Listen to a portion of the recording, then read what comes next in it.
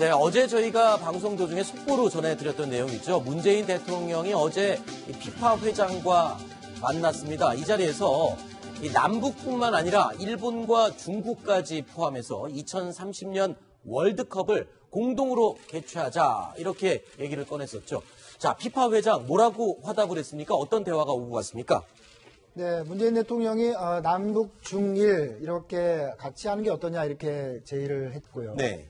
네, 피파 회장이 2030년 그 월드컵에서 그런 기회가 있길 희망한다. 문재인 대통령이 이렇게 요구를 하니까 네. 그런 비전을 존경한다. 네. 이제 곧 중국에 가는데 시진핑 주석을 만나서 반응을 살펴보겠다.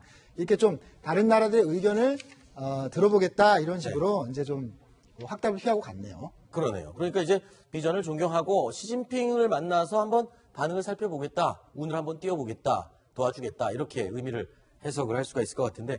자, 이 자리에서 이 피파 회장한테 이 축구 유니폼 선물을 받았다면서요? 아, 바로 화면에 이거군요. 나가고 있는 제인이라고 영어로 이렇게 써 있죠.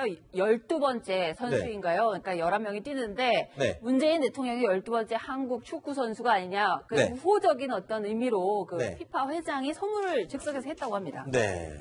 저희 그 축구 담당 기자들한테 제가 물어봤어요. 왜 네네. 12번이냐 그랬더니 그러니까요.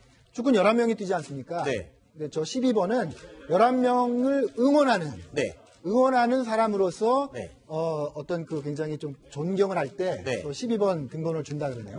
원래 붉은 악마가 12번째 선수 아닙니까? 네, 그렇습니다. 월드컵 때 우리 한국 국가대표 축구팀 응원하는 악마, 붉은 악마가 12번 선수였습니다. 자, 근데 2030년 월드컵 한국, 중국, 일본, 거기에 이제 북한까지 이렇게 네 나라가 참가할 수 있는 월드컵. 이게 가능할까요? 현실적으로? 그게 좀 궁금한데요. 어떻습니까?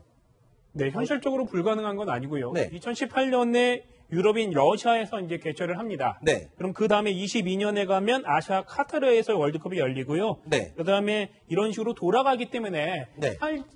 산술적으로 보면은 2030년에 아시아에서 여러 국가들이 모여서 개최하는 것은 네. 불가능한 그런 가정은 아닙니다. 네.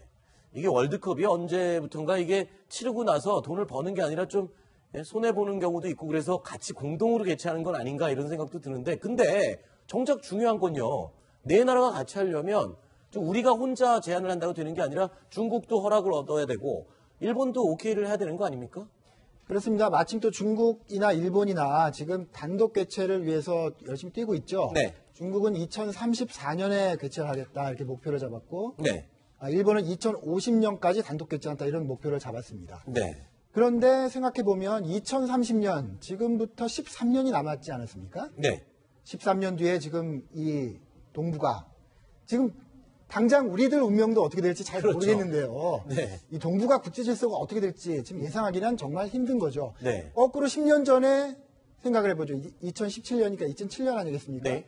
2007년에 한반도와 지금은 너무나 다르죠. 그때 그렇죠. 13합의, 13합의 하면서 마치 북핵 문제가 금방이라도 해결될 것처럼 막 그렇게 흥분을 했었는데 지금 완전히 거꾸로 가지 않았습니까? 네. 13년 뒤에 동북아 아무도 모르는 얘기죠. 네. 어쨌든 뭐 좋은 취지로 비전을 제시하는 것으로 그렇게 받아들이면 될 것 같습니다. 그렇죠. 그런데 이 남북 공동 개최, 월드컵 공동 개최가 사실 2002년 월드컵 때도 논의가 되고 얘기가 나왔었고 상당히 구체적으로 진행됐었죠, 심 차장. 네, 그렇습니다. 언제 처음 얘기가 나왔었냐 하면 네. 2000년 6.15 정상회담이 있었잖아요. 남북 네네. 정상회담이 처음으로 있었을 때 박지원 당시 문화관광부 장관이 국회 와서 했던 얘기입니다. 그때 이제 사실이 알려졌는데요. 그 오찬장에서 김정일에게 월드컵 공동 개최하는 게 어떠냐 이렇게 물었더니 김정일이 가능성이 있겠군. 당연히 해야 하지 않겠나. 굉장히 긍정적으로 어허. 그 자리에서 답변을 했다고 합니다. 네. 그래서 그 박지원 장관이 북한의 월드컵 구장 상황 등을 고려하면 공동 개최보다는 분산 개최가 될 것이다. 아무래도 SOC나 이런 부분들이 그렇죠. 경기장이나 이런 것들이 약하니까 분산 개최 몇 게임 정도를 하는 게 어떠냐. 네. 두 경기 정도를 평양에서 치르도록 하는 게 어떠냐. 이런 얘기를 그 당시에 이제 우리 정부에서도 구체적으로 했던 모양인데 네. 결과적으로는 다 아시다시피 북한에서 못하겠다 하면서 무산됐죠. 그랬군요. 자, 2000년도 얘기하니까 요 얘기를 좀 한번 해봐야 될 것 같습니다. 북한의 대남 선전 매체 우리 민족끼리라는 매체가 있습니다. 근데 이 매체가 2000년도 당시에 정상회담 1화를 공개했다고요? 굉장히 의도가 있는 것 같습니다. 어떤 내용을 공개한 겁니까? 그렇습니다. 우리 민족끼리 대표적인 그 대남 매체죠. 근데 2000년 남북 정상회담을 언급하면서 김정일 위원장이 이렇게 말했다는 거죠. 네. 지난번에 남쪽에서 특사가 왔을 때 우리가 김대중 대통령이 평양에 오시면 섭섭지 않게 해드리겠다라고 특사에게 말한 적이 있습니다. 라는 네. 거를 다시 한번 상기시킨 겁니다. 네. 그러니까 이 섭섭치 않게 해드리겠다라고 김정일이 얘기를 했었다라고 과거 얘기를 하는데 조금 해석을 해보자면 지금 문재인 정부를 향해서 어떤 제스처를 하면 본인들이 원하는 어떤 것을 주면 우리도 섭섭하지 않게 하겠다. 2000년도와 비슷하게 할 수 있다. 이런 의미를 좀 부여한 거라고 볼 수 있는 건가요? 당연하겠죠. 네. 지금 어쨌든 문재인 정부가 북한 문제를 대화로 풀어보겠다고 지금 공언을 하지 않았습니까? 네. 어쨌든 북한다라는 간을 이렇게 계속 운을 띄워주는 그런 제스처라고 볼 수 있습니다. 그렇군요. 자, 이렇게 이 한반도를 둘러싼 이 급격하게 돌아가고 있는 이 상황에서 미국의 이 농구 선수죠. 전 농구 선수 데니스 로드먼이 북한을 방문했다고요? 또 김정은이 초대를 한 겁니까? 당연히 김정은이 초대를 해야만 갈 수 있겠죠. 그렇죠. 네. 로드먼이 오바마 행정부 시절에 4번인가 가지 않았습니까? 그랬죠. 그때마다 김정은이 굉장히 환대를 하고 사진과 영상을 외부에 공개함으로써 마치 자기들이 개방된 나라이고 네. 미국하고 대화할 준비가 돼 있고 이런 정치적인 제스처로 활용을 했었습니다. 트럼프 행정부가 들어서고 첫 방문인데요. 역시 똑같은 정치적인 목적을 북한이 가지고 로드먼을 불렀다고 할 수 있겠죠. 네. 그러니까 대외 홍보를 위해서 그리고 본인들의 이미지 관리를 위해서 아마 데니스 로드먼을 이용하고 있는 것 같아요. 강원도 인제 야산에서 최근 발견된 북한 무인기가 주한미군의 사드가 배치된 경북 성주 골프장을 정찰했던 것으로 드러났습니다. 이 무인기는 휴전선 인근과 수도권 정도까지만 비행할 수 있는 것으로 알려졌었는데 최근 그 성능이 급격히 좋아진 것으로 추정이 됩니다. 우리에게 여러모로 위협적일 수가 있을 것 같습니다. 자, 성주 골프장 상공까지 사진을 찍었다고 하는데 어떻게 확인이 된 겁니까? 어느 정도 찍은 겁니까, 사진을? 저도 이 오후 2시에 국방부 발표를 보고 깜짝 놀랐는데요. 네. 얼마 전이죠. 이 강원도 인제에서 발견됐던 저 북한 그 무인기가 인제에서부터 그 군사분계선, 그러니까 북쪽으로 향하고 있는 군사분계선으로부터 성주까지 한 270km 정도 되거든요. 네. 거기까지 날아가서 사드 부지를 한 10여 장 정도 발사대랑 여러 가지 그 부지 같은 것들을 찍고 네. 다시 돌아간 것으로 지금 우리 군이 파악을 했다고 합니다. 네. 그러니까 지금 성주 지역은 10여 장 정도, 성주 골프장 상공에서 찍은 사진은 10장 정도가 포함되어 있고 그 이외에도 다른 지역을 찍은 사진들이 100여 장 이상 지금. 그만큼 무인기가 날아왔다가 우리 영공이 한마디로 뚫렸었다는 얘기입니다. 그렇군요. 자, 그런데 이 사진이 갖고 있는 해상도 어떻게 좀 위협적입니까? 잘 구분할 수 있을 정도의 상세한 사진 해상도를 갖고 있나요? 네, 이 무인기가 지표에서 한 2, 3km 정도를 상공에서 날아다녔습니다. 그래서 네. 사진을 촬영해도 매우 아주 정확하게 나올 정도는 되지 않는 것 같습니다. 하지만 어느 정도 식별은 가능하답니다. 네. 어느 정도냐 하면 발사대를 흐릿하게 식별할 수 있을 정도고. 지금 저 사진이죠? 네, 맞습니다. 네. 그리고 구글로 통해서 우리가 구글 맵으로 많은 사진들을 보는데 네. 그것보다는 좀 더 잘 보인다 이렇게 네. 볼 수 있겠습니다. 아, 글쎄요. 그럼 저 사진을 찍어서 가져가기도 가져가는 거겠지만 찍은 다음에 혹시 전송했을 가능성은 없을까요? 이미? 군이 철저하게 아마 조사를 했지 않겠습니까? 네네. 그런데 전송하는 기능은 아. 없었다고 합니다. 찍어서 가지고는 있었는데 네네. 그것을 어떤 그 무선 송신기를 통해서 네. 북한 평양에 있는 본부로 송신하는 그런 기능은 없었다고 합니다. 아니 근데 조금 전에 심정수 차장이 얘기한 것처럼 그 분계선에서 성주까지가 직선거리가 270km라고 하는데 무인기가 지금 날아올 수 있는 거리 우리가 알고 있던 것보다는 굉장히 멀리 날아왔다 멀리 돌아가는 것 같아요. 성능이 굉장히 좋아졌네요.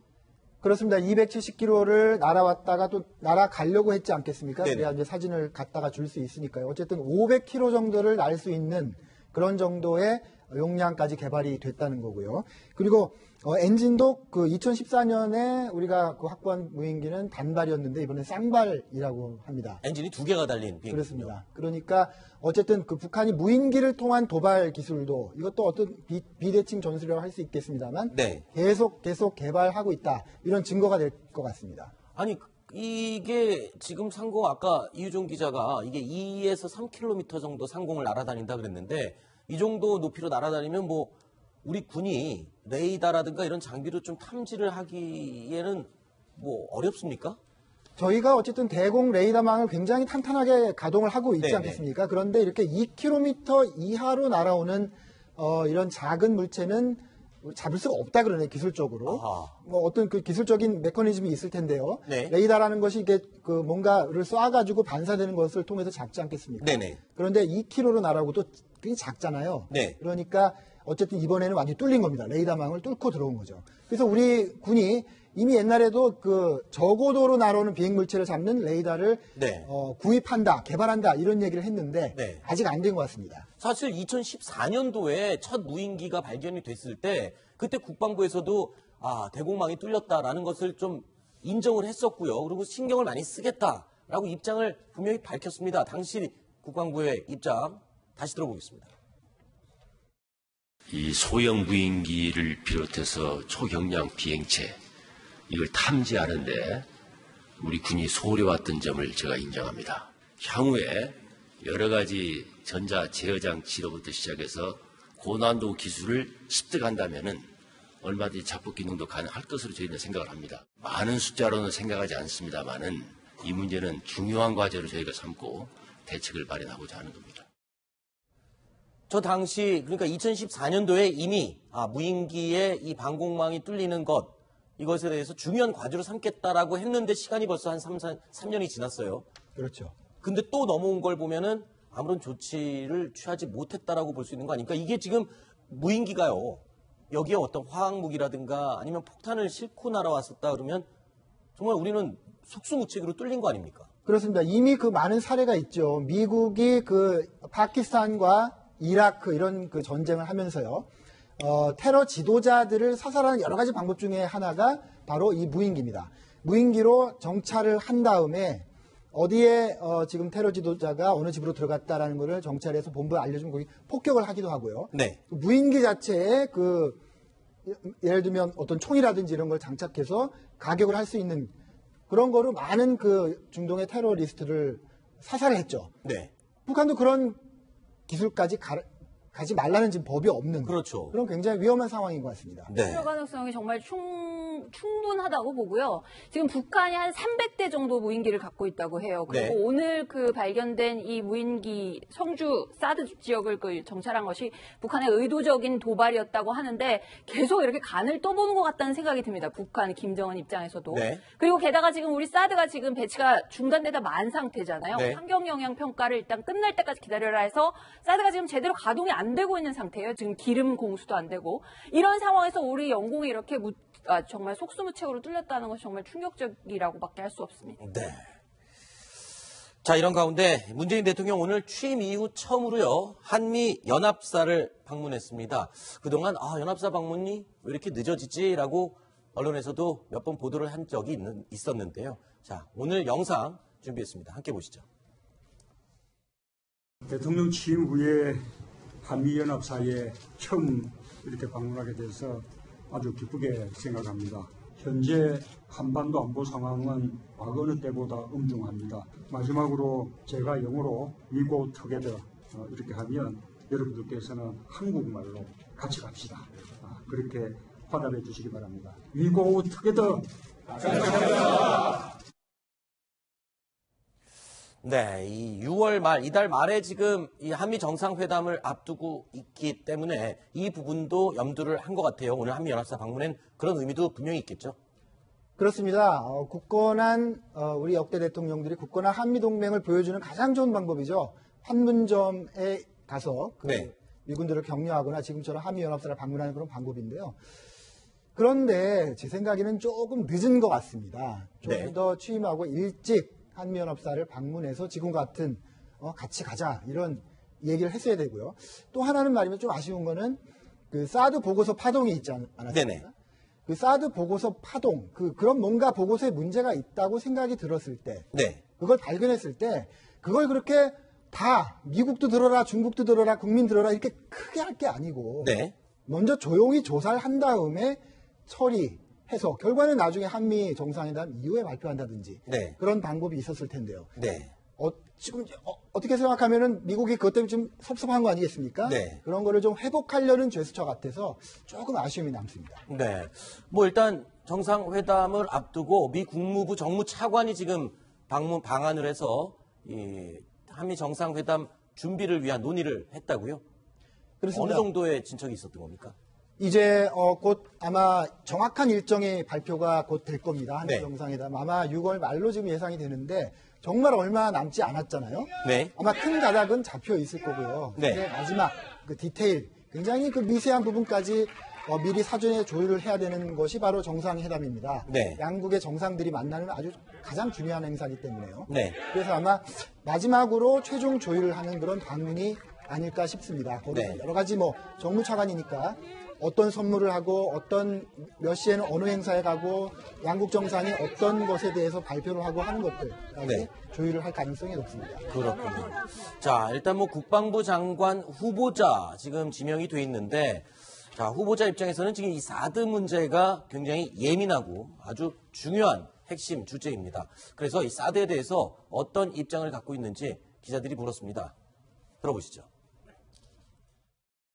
사드 관련해서 아무래도 고관이 있으시다고 들었습니다. 그런 건 여기서 얘기할 수가 없어서 미안하게 생각합니다. 그러면 그 사드의 배치의 시급성에 대해서 어떻게 생각하세요? 그것도 제가 말씀드리겠습니다. 네, 청문회를 앞두고 있어서 그런지 굉장히 말을 아끼고 있는 상황인데, 사실 대선 전에는요, 이 후보자가 사드에 대해서 입장을 분명히 밝힌 부분이 있어요. 네, 송영무 후보자가 더불어민주당 국방안보특별위원회 위원장이었습니다. 네. 그러면서 대선 기간 또 그 전에 일간지 인터뷰를 하면서 사드 관련된 입장을 밝힌 바가 있는데요. 물론 개인적인 입장인지 아니면 그 더불어민주당 특별위원회의 위원장으로서 밝힌 입장인지는 정확히 모르겠습니다만 일간지 인터뷰에서 이런 말을 했습니다. 무조건 반대한다고 말했던 것은 아니다. 그리고 재검토한다는 것의 의미는 국익과 안보 차원을 모두 고려하자는 것이다라고 했고요. 네. 그리고 또 하나 재검토라는 그런 그 개념 안에 한국군이 사드를 아예 보유하고 운영하는 것도 검토할 수 있다라는 네. 그런 의미 있는 이야기를 한 바 있습니다. 네. 그리고 또 여기에 이어서 다른 대안도 가능하다. 그리고 중국의 사전 양해까지 얻기는 어렵더라도 충분한 설명을 통해 설득할 수는 있다라고 했는데요. 최근에도 이제 그 언론사 인터뷰를 통해서 네. 대안이 2-3개 정도 있다. 그리고 청문회 과정에서 비공개로 공개할 생각은 있다라고 네. 밝힌 바 있습니다. 자, 송영무 국방부 장관 후보자 역시 지금 위장 전입 문제 의혹을 받고 있습니다. 청문회 어떻게 헤쳐나갈지 지켜보겠습니다.